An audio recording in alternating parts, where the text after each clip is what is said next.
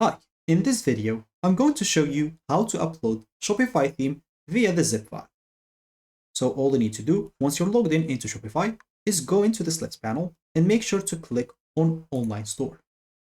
You'll find yourself per default in the themes page, and this is where we want to be.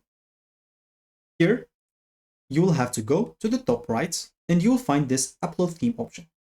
Click on it and you'll find Upload Zip File. Once you click on that, as you can see, in the middle right here, you will be able to add your file.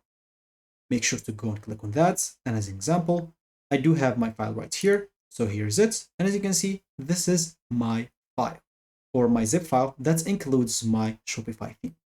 So I can go and click on upload the file as an example. And as you can see, the theme is uploaded. Here is it being uploaded.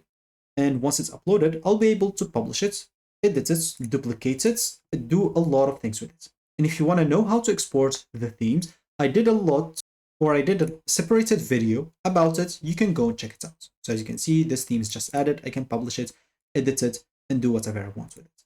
So that should be it for me in this video. Thank you for watching and goodbye.